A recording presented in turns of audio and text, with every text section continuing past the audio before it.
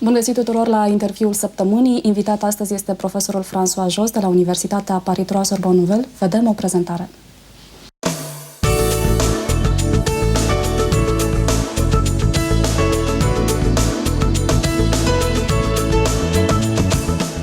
Este dublu licențiat în filozofie și litere și a susținut doctoratul sub conducerea lui Gérard Genette. În Franța este unul dintre cei mai respectați specialiști în studiul televiziunii și al cinematografiei. În prezent este profesor la Universitatea Sorbonne Nouvelle Paris 3 și conduce un centru de cercetare în cadrul celebrei universități, CEISM, Centrul pentru studierea imaginilor și sunetelor mediatice. A lansat singura revistă francofonă dedicată în întregime televiziunii. A fost invitat ca profesor și cercetător în numeroase centre universitare din lume: Uruguay, Spania, Cehia, Argentina, Brazilia, China, Canada, România, Belgia sau Statele Unite ale Americii. Cărți semnate François Jost au fost traduse în spaniolă, portugheză, engleză, coreeană sau chineză. A scris scenarii pentru diferite emisiuni difuzate pe TF1, Antenne 2, M6 sau Canal+. A regizat mai multe filme extrem de bine primite de către critică. La mort du révolutionnaire halluciné a primit 3 premii internaționale, iar 2 ani plus tard a fost prezentat în cadrul festivalului de la Cannes în 1984. A dat interviuri pentru publicații celebre: Libération, Télérama, Le Monde, L'Humanité, Le Parisien. A fost invitat ca specialist în emisiuni difuzate pe RTL, France Inter, France Culture, France Television, TF1, CNN, BBC sau Euronews. La începutul lunii decembrie a fost invitat la Iași de către Academia Română și a susținut o conferință despre etica în mass media. Bienvenue en Roumanie, bienvenue à Iași, bienvenue à TVR Iași.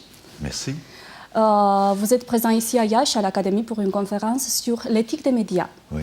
Et ma première question, c'est, quand on parle de l'éthique des médias, on parle des normes intérieures que le journaliste s'impose ou des normes, des contraintes, même des punissements qu'on doit avoir pour les dérapages des journalistes? Alors, j'ai essayé de faire un livre sur ce sujet qui est une méthode un petit peu de profiler, je dirais. C'est-à-dire, non pas condamner telle ou telle personne, mais se mettre dans la tête des différents acteurs de la communication. C'est-à-dire qu'à chaque moment, je me demande, si j'étais journaliste, qu'est-ce que je ferais dans telle situation? Si je suis spectateur, qu'est-ce que je dois penser dans telle situation? Mais si je suis aussi interviewé sur un plateau, par exemple, qu'est-ce que je peux faire, qu'est-ce que je ne peux pas faire? Donc, j'essaye de me mettre à la place de tous les acteurs de la communication et d'essayer de donner quelques conseils ou quelques préceptes. Est-ce qu'on doit parler, surtout maintenant, plus que jamais, d'une éthique des médias? Vous croyez que les dérapages sont encore plus présents dans les médias que dans le passé? Il y en a toujours, c'est-à-dire que c'est un petit peu éternel. Bon, c'est vrai qu'il y a eu certains problèmes de dérapage qui ont donné un peu des leçons, mais vous savez, par exemple, tout ce qui tient à la vitesse de l'information, à l'instantanéité, entraîne des dérapages qui sont toujours les mêmes. Et parfois, il est très dur, à l'époque d'une globalisation, d'une mondialisation de l'information, de résister. Si je prends récemment un cas qui a eu lieu en France, c'est-à-dire l'affaire de Dominique Strauss-Kahn, qui a été arrêté aux États-Unis, on a vu très vite en France,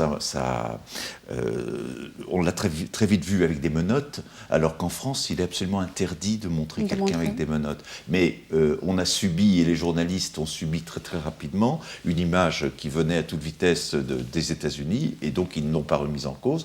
C'est une sorte de dérapage qu'ils ont commis. Vous avez dit le nom de Dominique Strauss-Kahn. Vous avez un livre qui est réalisé avec Denis Musée, qui s'appelle Le Téléprésident. Donc, où vous analysez aussi la relation entre le pouvoir et les médias.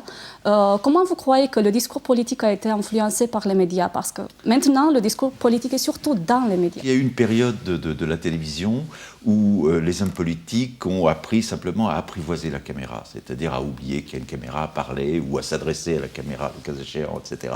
Ça, c'est une première époque. C'était l'époque du général de Gaulle. Par exemple, l'époque du général de Gaulle, voilà, qui savait faire ça, ou François Mitterrand, qui savait aussi très bien le faire. Avec Nicolas Sarkozy, on est passé dans une autre époque. On est passé dans une époque où l'homme politique est aussi un vrai téléspectateur qui connaît la télévision et qui intervient à la télévision en prenant en compte ce qui a eu du succès à la télévision. Par exemple, Nicolas Sarkozy a parlé beaucoup des victimes, mais pendant 10 ans ou 20 ans, il n'y a eu que des émissions sur les victimes à la télévision française, où il a su parler de son intimité, si vous voulez, comme le font des chanteurs ou des acteurs, etc. Donc il a su utiliser les dispositifs des émissions à succès de la télévision d'avant. Donc on est dans une deuxième génération qui connaît non seulement l'outil, mais qui connaît les programmes et la programmation. Est-ce qu'on est tenté de voter, d'élire des acteurs médiatiques plus que des hommes politiques vraiment politiques? Alors, c'est une question qui est toujours difficile à résoudre. Je crois que la réalité n'est jamais non plus oubliée. Alors, c'est vrai que dans l'élection de Nicolas Sarkozy, il s'est produit quelque chose qui était très proche de la télé-réalité qui existait en même temps. C'est-à-dire que la télé-réalité, comme les émissions comme Big Brother, que vous avez eues, j'imagine, aussi en Roumanie, habitue le téléspectateur à la familiarité de trois personnes qu'ils aiment particulièrement. Si bien que des gens qui n'étaient pas du tout connus, des jeunes femmes qui n'étaient pas connues, sont devenues des vedettes en quelque temps. Pour ce qui concerne les hommes politiques, c'est un peu vrai aussi. C'est-à-dire que Nicolas Sarkozy a été tellement vu tous les jours pendant des années qu'il est devenu une sorte de personnalité incontournable. Et il a été élu. Mais quelques mois après, il y a eu beaucoup de déceptions et c'est pas sûr qu'il soit dans la même position. Donc, il y a quand même toujours une sanction qui est la réalité, heureusement.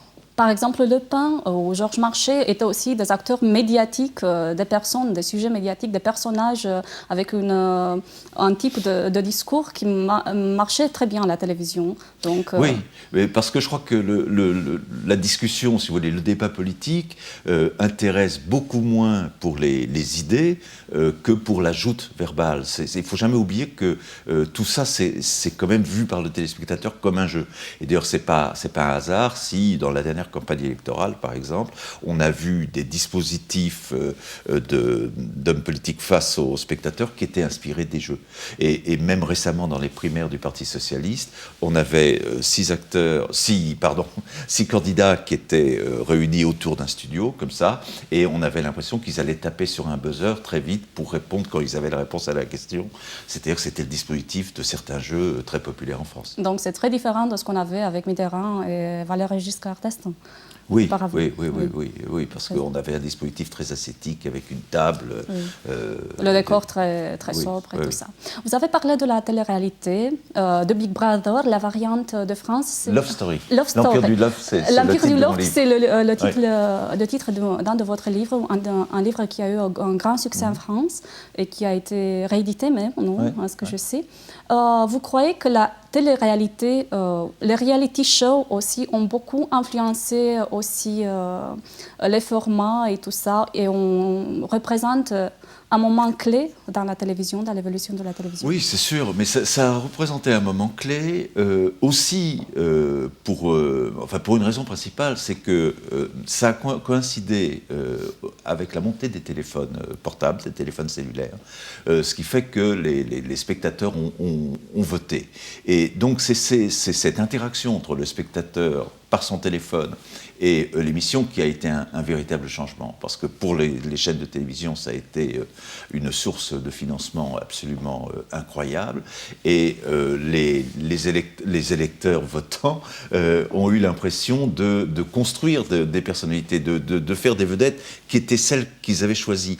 Donc la télé-réalité a donné l'impression aux téléspectateurs d'avoir des gens beaucoup plus près, beaucoup plus proches d'eux. Parce que ce que reprochent les Français, comme beaucoup de citoyens du monde, c'est que les hommes politiques soient trop loin, qu'ils aient des problématiques beaucoup trop éloignées d'eux. Et sinon, ils aimeraient voter.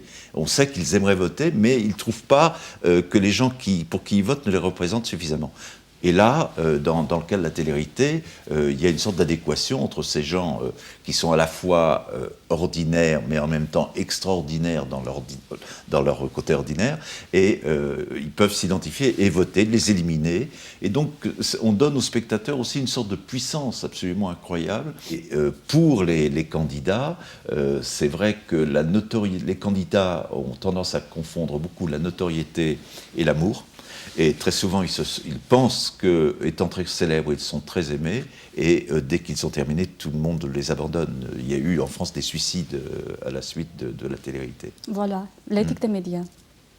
Oui, c'est ça. Oui, c'est ça. Vous avez parlé de Big Brother, de Love Story. Il y a beaucoup de formats qui sont très bien essayés dans d'autres pays et qui se répandent aussi en France, dans toute l'Europe, dans tout le monde. Quelles sont les influences de ce type quelle est l'influence de ce type de formatage de la télévision pour l'originalité, pour la création? Oui, la conséquence majeure, c'est que les télévisions, en France en tout cas, sont très prudentes et très peu créatives, c'est-à-dire qu'elles ont tendance à ne prendre des programmes que si le format a été testé dans plusieurs pays, qu'il a du succès, etc. Et c'est assez intéressant de voir qu'il y a une évolution. Ça a commencé par les jeux, par exemple, Who Want to be a Millionaire. Oui. On a eu aussi. Vous l'avez? Oui, bien sûr. Bon, tout le monde l'a à sa façon, mais enfin c'est très très proche. On a eu Big Brother, des choses comme ça. Et maintenant, on a aussi des feuilletons, des séries.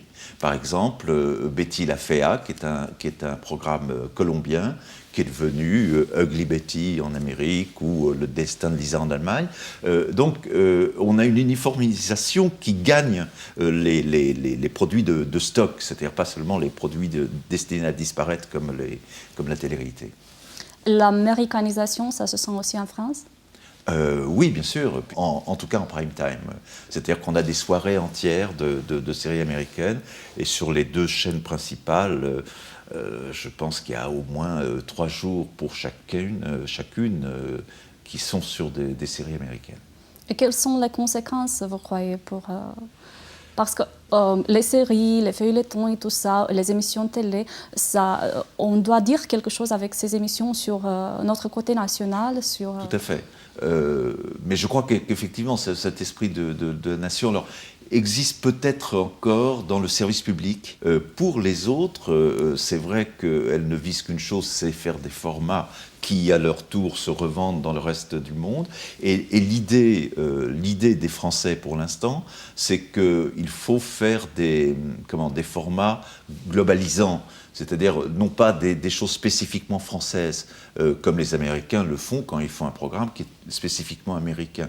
Même Dallas, c'était spécifiquement le Texas. Bon. Les Français pensent qu'il faut faire quelque chose de plus insipide, et je ne suis pas sûr qu'ils aient raison. Je pense qu'au contraire, parfois, c'est ce qu'il y a de plus national qui peut étonner le reste des autres pays.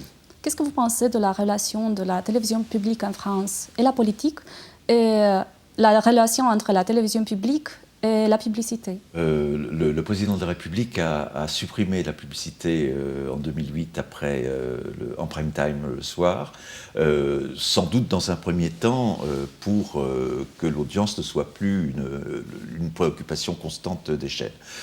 Malheureusement, on s'aperçoit qu'aujourd'hui les chaînes publiques ont peu d'audience, souvent très peu, et que ça leur pose problème, c'est-à-dire qu'elles n'ont pas réussi à avoir une philosophie claire par rapport à la question de l'audience. Dire, on met quelque chose on met un opéra, mais ça a peu d'audience, c'est pas grave.